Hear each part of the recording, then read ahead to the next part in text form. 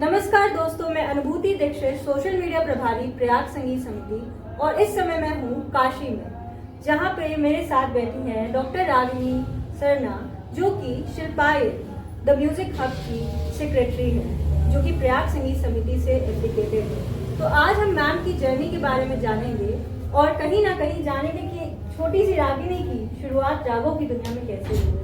तो कैसे हुई मैम? बहुत बहुत धन्यवाद अनुभूति जी।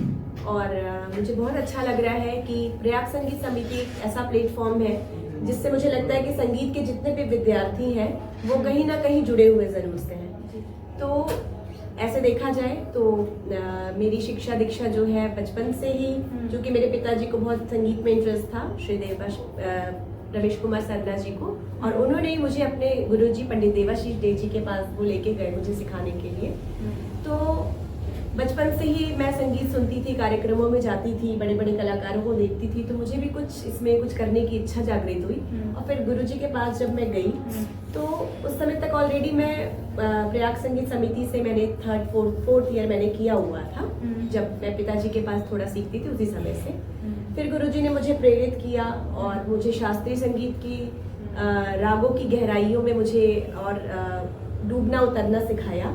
तो फिर धीरे धीरे ऐसे करते करते मैं छोटे मोटे कार्यक्रम भी करने लगी। फिर करते करते एक ये क्षेत्र जो है विस्तृत होता गया।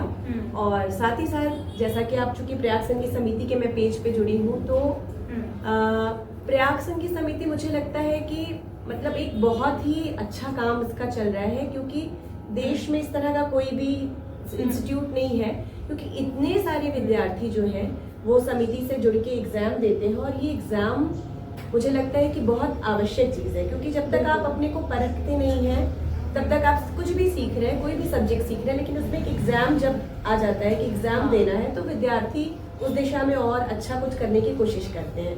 और साथ ही साथ ये भी बात है कि उनको आगे नौकरी के लिए, सर्विस के लिए कहीं भी कहीं अप्लाई करना है, तो एक डिग्री जो है वो तो बहुत ज़रूरी चीज़ होती है। और साथ ही साथ प्रयाग संगीत समिति में बहुत अच्छा सिखाया भी जाता है बच्चों को सारी विधाएं।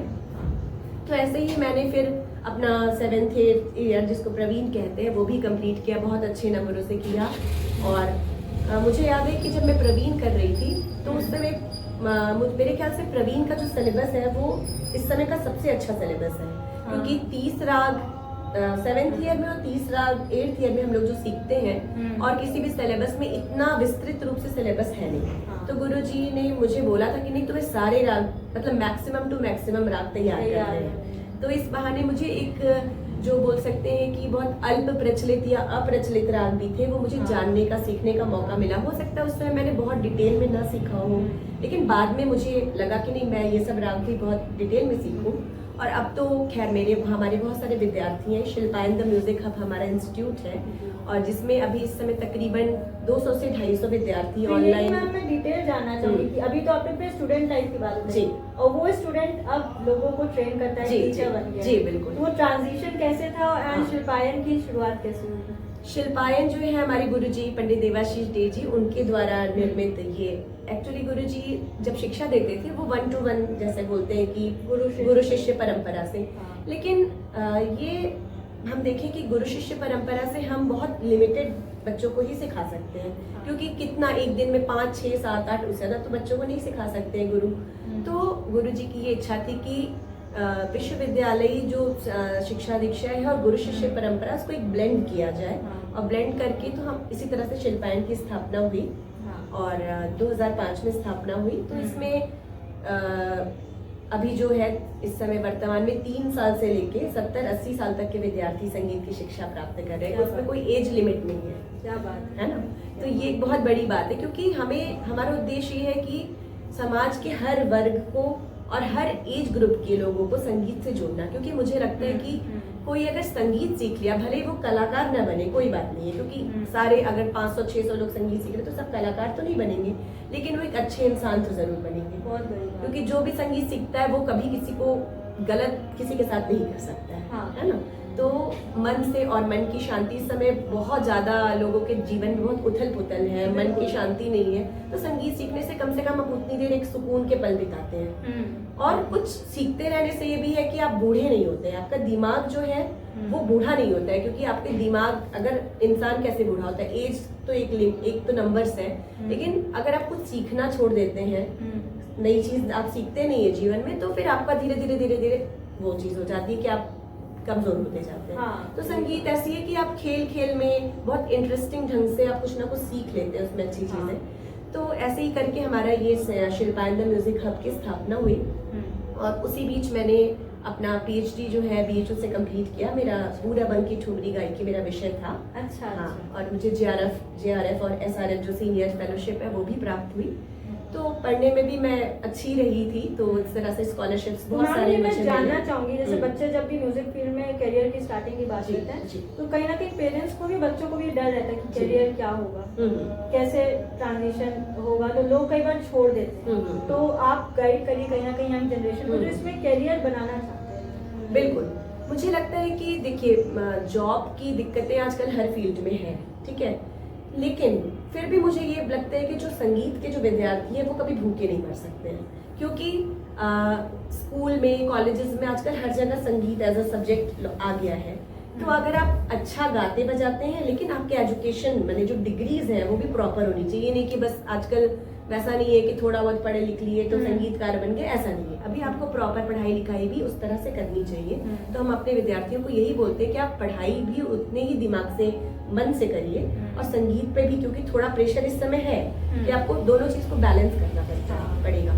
तो अगर आप अच्छे से पढ़ाई लिखाई में भी अच्छे हैं और संगीत पे अच्छा कर रहे हैं, तो आपको जॉब की इतनी दिक्कतें नहीं है। मान लीजिए यूनिवर्सिटी लेवल पे आप लेक्चरशिप और इसके लिए कर सकते हैं। फिर दूसरा, कॉलेजेस में भी है संगीत, उसमें आप जा सकते हैं। तीसरा, बहुत सारे केवीएस और एनबीएस इस तरह के स्कूल्स हैं जिसमें संगीत के शिक्षकों की बहुत सारी, हमारे यहाँ से बहुत ज्यादा बच्चे जो है उनकी कहीं ना कहीं नियुक्ति हो गई। जो भी अच्छे बच्चे इस समय हैं वो कहीं ना कहीं संगीत के टीचर बन के पढ़ा रहे हैं, सिखा रहे हैं। मान लीजिए उसमें भी आपको नहीं मिलती नौकरी, तो आप प्राइवेट स्कूल्स में भी आपको संगीत के शिक्षकों की जरूरत रहती है, उसमें जॉब कर लेंगे।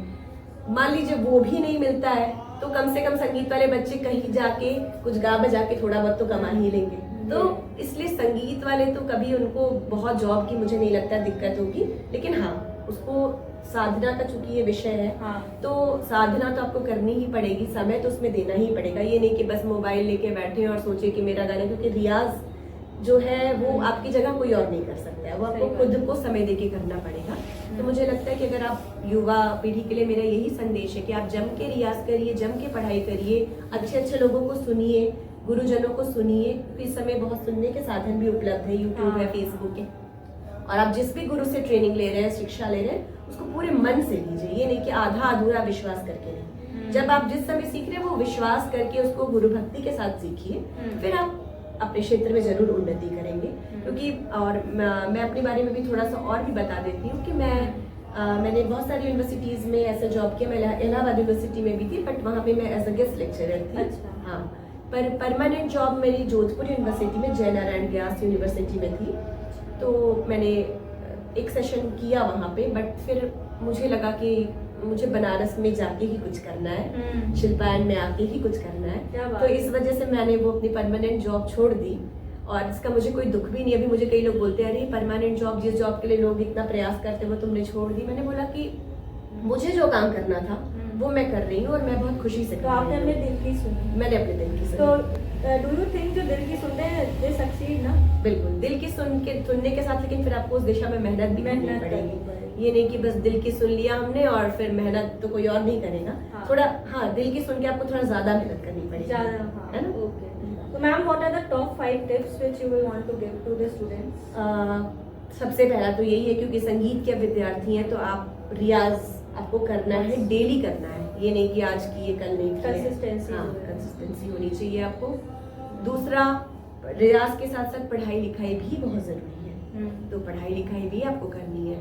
तीसरा, आपको सेहत का बहुत ध्यान रखना है अपने, क्योंकि संगीत के आप विद्यार्थी हैं, आए दिन सर्दी बुखार जुकाम से बीमार पीड़ित रहेंगे तो फिर तो आप कुछ कर नहीं पाएंगे। तो सेहत के लिए मतलब बाहर के रोज मोमोज चाट पकौड़ी खाएंगे तो दिक्कत होगी, कभी कभी चलेगा। तो इसलिए सेहत का आपको प्रॉपर अपना ध्यान रखना है। और चौथा, गुरुजनों के, जो भी आपके गुरु आपको बताते हैं कि आपको ये करना चाहिए, जो वो आपके अच्छे के लिए ही बताएंगे, है ना। पहले आप गुरु चुनिए ध्यान से, लेकिन अब चुन लिए और सोच लिए कि ये मेरे गुरु है, तो आपको उसकी बात माननी पड़ेगी। समर्पण समर्पण, हाँ। So much ma'am. एंड आप मैं यही चाहूंगी कि आप ऐसे ही आगे बढ़ते रहे। पूरा प्रयाग संगीत समिति का आशीर्वाद है आप। बिल्कुल, thank you so And much. जितने भी नए लोग जुड़े हैं, तो मैम इतने सालों से म्यूजिक की फील्ड में हैं, एंड कहीं ना कहीं जो उन्होंने टिप्स दी और अपनी जर्नी के बारे में बताया, I think that will inspire you all. So नमस्ते।